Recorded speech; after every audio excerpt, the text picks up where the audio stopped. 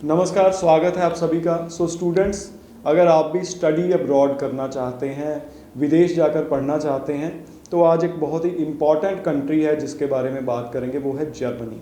Germany में भी India से अब बहुत सारे स्टूडेंट स्टडी करने जाते हैं, जा रहे हैं और उनकी गिनती लगातार बढ़ रही है। जर्मनी में ऐसा क्या है, कितना खर्चा होता है जर्मनी जाके स्टडी करने का, और जर्मनी में स्टडी करने के बाद किस तरीके का फ्यूचर है, स्टूडेंट कितने पैसे अर्न कर पाता है, ये सारी बातें आज के शो में आपके साथ डिस्कस करेंगे। हमारे साथ आज पंजाब के एक बहुत ही प्रोमिनेंट इमिग्रेशन एक्सपर्ट जो अभी तक 20,000 से ज़्यादा स्टूडेंट्स को वीज़ा दिलवा चुके हैं मौजूद हैं, लैंडमार्क इमिग्रेशन से जसमीत भाटिया जी। स्वागत है जी। नमस्ते। जसमीत जी, जर्मनी जाने का खर्चा कितना है सारे एक्सपेंसेस इंक्लूड करने के बाद? अगर हम बात करें तो जर्मनी में इनिशियली पूरे साल की फ़ीस नहीं जाती है दीपक जी। सिर्फ 2 से 2.5 लाख फ़ीस दे के स्टूडेंट अपनी सीट बुक कर सकता है, यानी कि LOA ले सकता है। इसके अलावा जो मेजर एक्सपेंस है वो है ब्लॉक्ड अकाउंट का, जिसके अंदर 8.5 लाख रुपए जमा होते हैं, same as GIC account.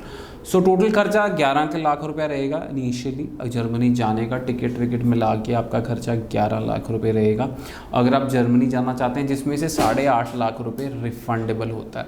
8.5 lakh rupees is refundable if you are going to Germany, because वही जैसे GIC में आपको पैसे वापस मिलते हैं लिविंग कॉस्ट, वैसे ही जर्मनी में भी आपको पैसे वापस मिलते रहते हैं।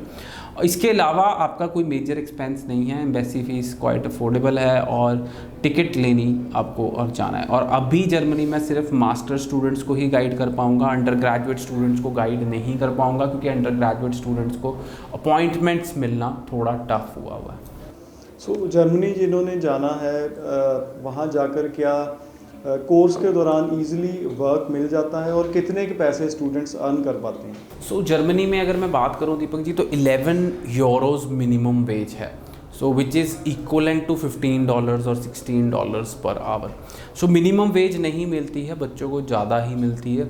और part time work is very available, और बहुत अच्छा क्या कहते हैं अवेलेबल है, क्योंकि काफ़ी सारे बच्चों से मैं मिला हूँ जर्मनी जाके, एंड सबका फीडबैक काफ़ी पॉजिटिव रहा है जर्मनी को पार्ट टाइम वर्क को लेके। Part time work is allowed, मतलब कि आप काम कर सकते हैं पढ़ाई के साथ, और पढ़ाई ख़त्म होने के बाद आपको 1.5 साल का जॉब सर्च वीज़ा भी मिलता है। तो एक जर्मनी ऑल इन ऑल एक अच्छी ऑप्शन है जो स्टूडेंट्स पढ़ना चाहते हैं जर्मनी जाके। 1.5 साल का जो जॉब सर्च वीज़ा मिलता है, कहीं अच्छी जॉब मिल जाती है तो क्या उसे कंटिन्यू किया जा सकता है? बिल्कुल, अगर स्टूडेंट वहाँ 5 साल जॉब कर लेते हैं तो वो PR हो जाते हैं। या लास्ट सवाल, क्या जर्मन जिन स्टूडेंट्स को नहीं आती उनको दिक्कत आएगी? बिल्कुल भी नहीं। मैं जर्मनी 5 बार जा चुका हूँ और मुझे जर्मन लैंग्वेज नहीं आती है।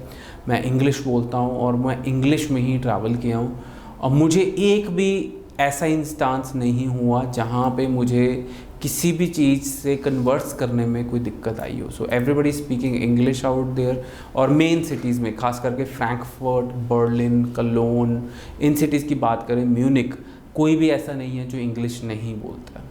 आप काफ़ी देर से जर्मनी स्टडी वीज़ा कर रहे हैं, ट्रेंड में किस तरीके का चेंज है पिछले कुछ महीनों में, 6-7 महीनों में? ट्रेंड में ये चेंज है कि फ़ाइलें बहुत बढ़ गई हैं, और हम वैसे ही हमेशा ही पोस्ट ग्रेजुएट स्टूडेंट्स को प्रेफरेंस देती आ रही है। हम सोच रहे हैं कि अंडर ग्रेजुएट स्टूडेंट्स कब अप्लाई करेंगे जर्मनी। ट्रेंड ये है कि जाने वालों की जो क्वांटिटी है वो और बढ़ गई है जर्मनी, और अपॉइंटमेंट्स मिलनी इसी की वजह से टफ हैं। स्टूडेंट्स, अगर आप विदेश पढ़ने जाना चाहते हैं और अगर आपने जर्मनी को टेकन फॉर ग्रांटेड लिया हुआ था कि कहीं और ना बना तो चलो जर्मनी भी है, वो अब आप चेंज कर दीजिए। जर्मनी के बारे में इंडियन स्टूडेंट्स में बहुत ज़्यादा अवेयरनेस आ गई है। जर्मनी जाने के बहुत सारे फ़ायदे भी हैं, जर्मनी जॉब बड़ी इजीली मिल रही है।